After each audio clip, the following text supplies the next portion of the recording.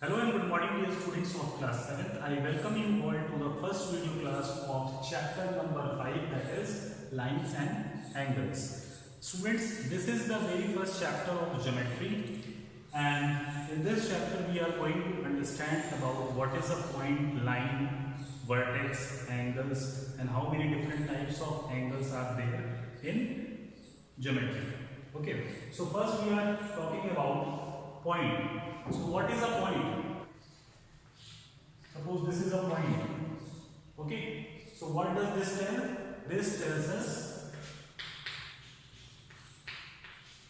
position. Point tells us the position. Now what is line segment? Suppose there is 2 points, one over here and one over here, and we join it with this particular line, so it will be called as line segment, and the definition becomes distance between 2 points. Okay, what is line segment? It is the distance between 2 points. Okay, so what is a line? Line is something which is starting from infinity and ending to infinity. It can be defined as endless line segment. Okay, means we don't know from where it is starting and where it is ending, so we use this symbol of arrow on both the sides. So what is a ray? Ray is, we know the starting point but we don't know the ending point. Okay, that particular line is called as ray. So ray is a line having starting point but no ending point.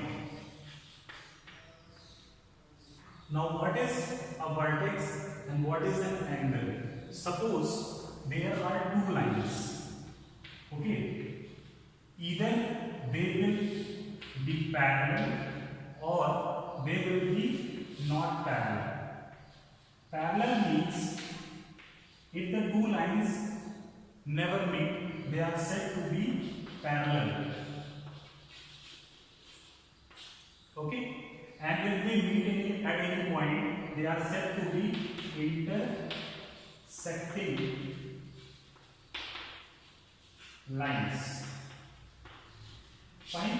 If the lines meet, means they intersect at a particular point. This point is called as vertex. Okay, so what will be the definition of a vertex? If 2 lines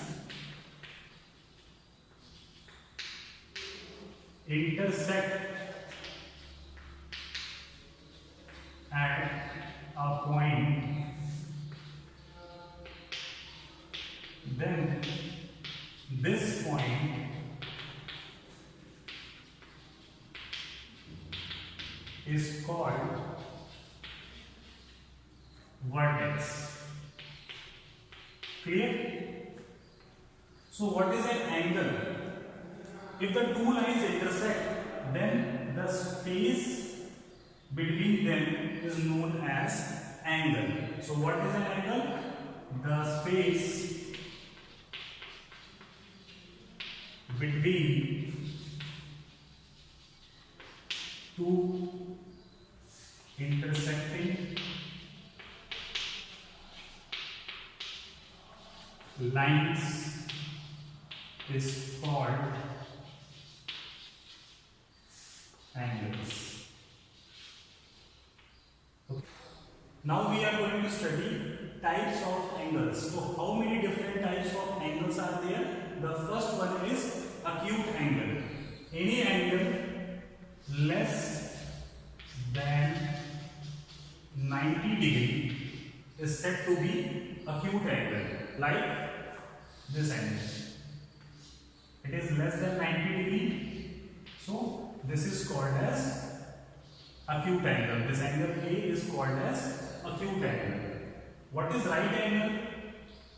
Angle equal to 90 is known as right angle. For example, this angle is 90, call it as angle B. It is 90, so angle B is right angle. What is an obtuse angle? Suppose an angle is greater than 90 but less than 180. So an angle greater than 90 but less than 180, then angle C will be called as obtuse angle. Okay? What is a straight angle? This is a straight line, and let this be a point O and this angle be D. So angle D is equal to 180. So this is called as straight angle. So straight angle equal to 180 is known as straight angle. Then what is a reflex angle? An angle which is greater than 180, okay, but less than 360 is called as reflex angle. So it is greater than 180 but less than 360. What is a complete angle? An angle equal to 360 is said to be complete angle. Suppose this is a line and this is a point. So this complete angle, which is angle F, is equal to 360 is known as complete angle, or a circle is known as complete angle.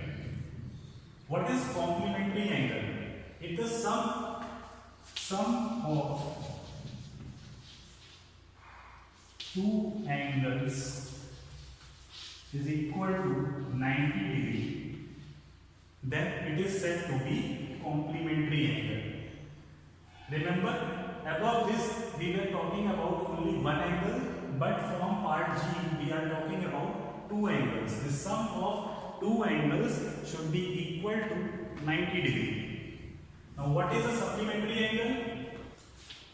Sum of two angles is equal to 180, then the two angles are said to be supplementary angle.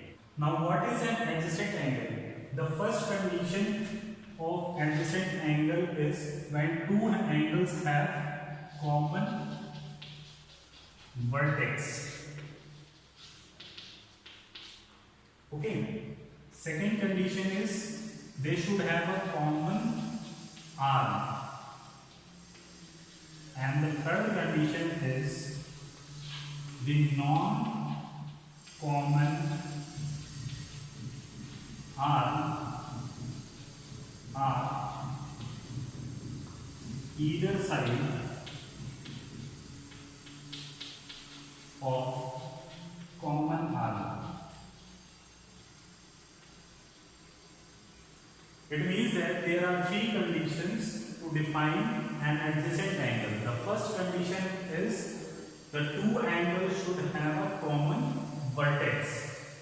The second condition is they should have a common arc, and the third condition is the non-common arm are either side of the common arm. Means the non-common arm should be opposite to the common arm.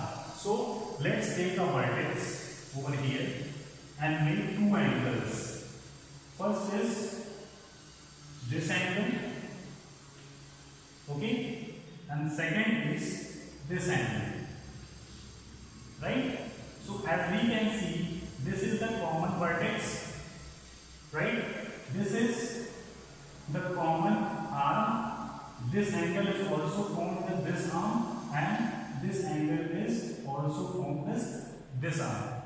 So call it as angle A and this as angle B. Now we can see that the non-common arm, which is OA and OB, is opposite to this common arm OC.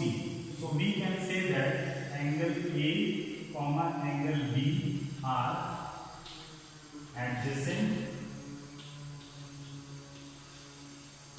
angle. Right? Now part J, linear pair. What is a linear pair? If the sum of two adjacent angle is equal to 180 degree, then they are said to be linear pair. Means, suppose this is a straight line and this is a common arm.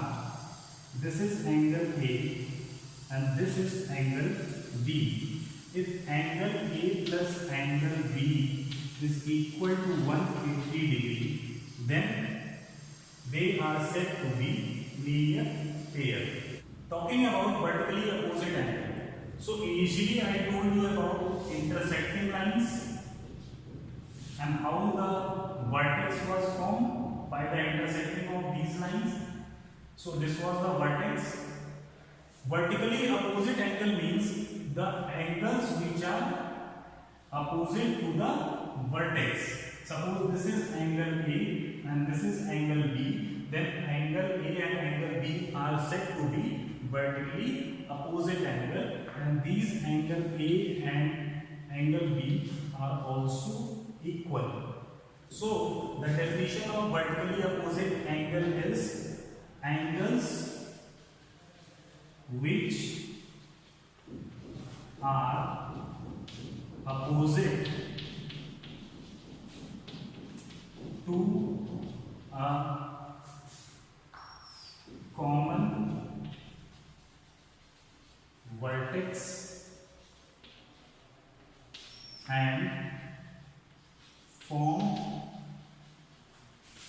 by two intersecting